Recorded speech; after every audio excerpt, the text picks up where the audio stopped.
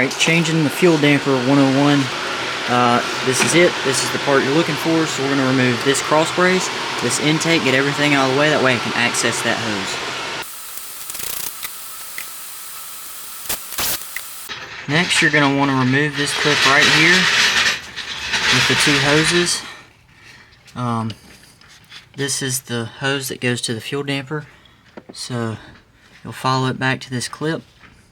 As you can see, this right here is the fuel damper. That's where it connects back there.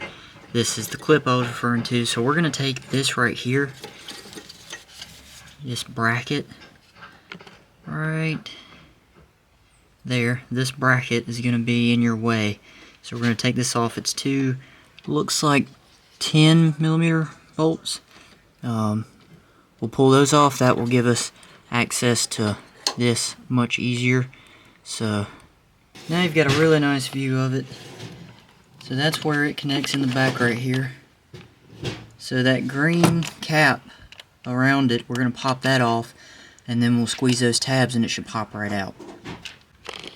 Alright, as you can see, now that you've got it off and got gas everywhere, this is the end. We'll go ahead and pop it off right here, and then you will literally just repeat the steps to go back. So yep, I'm going to go ahead and pop that off, and then I'll get the new one, put it back on, and it should be good.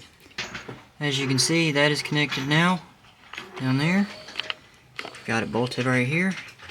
Now, I got gas everywhere, so before I try to crank it, I'm going to get all that cleaned up, dry it out, put the fan on. It is just gas, so technically you can just dry it. Also, do remember to put all this stuff back on. It is important, you need it. Now, before we actually crank the car, we're going to want to prime the fuel system. And to do that, you're going to want to turn the ignition to the on position without starting it. Listen, and you'll be able to hear your fuel pump prime the system. And then when it stops, you're going to turn it back off, turn it back on, let it do it again. You want to do that 3 to 5 times at least, so that there's no air pockets when you start it. So I'm going to go ahead and get all this gas cleaned up, and then I will do that. When it's primed, then you'll be good to start it. Alright, now it's all buttoned up in there. It's all connected. So the gas is still, it's pretty dry, but I'm going to let that run for a second just to make sure, because it is gas. Now, I'm going to go ahead and prime the fuel system. And by doing so, you want to get your key, turn it to the on, and you will hear your fuel pump kind of hum towards the back. And now it stopped. It happens quick. So I'm going to cut back off. On. I'm going to pull the key out to make sure it realizes. Now I've heard it do it again. That's 2. So I've only heard it do it twice. Now I've heard it happen 3 times. Now I've heard it 4.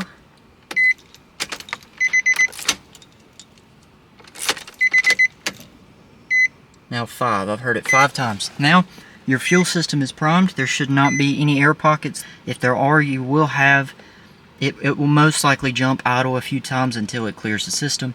But now that that's done, I'll wait till all the gas is dried. I'll double check, and then we'll crank it. Alright, so I'm going to have my brother crank it so I can just keep an eye on everything. So, alright, go ahead. You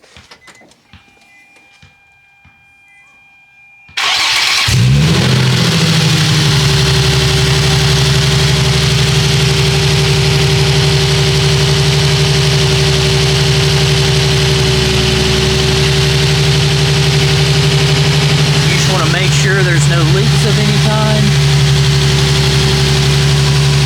You know what, get some temperature in it, keep an eye on it, because it could start leaking after it builds a little more pressure.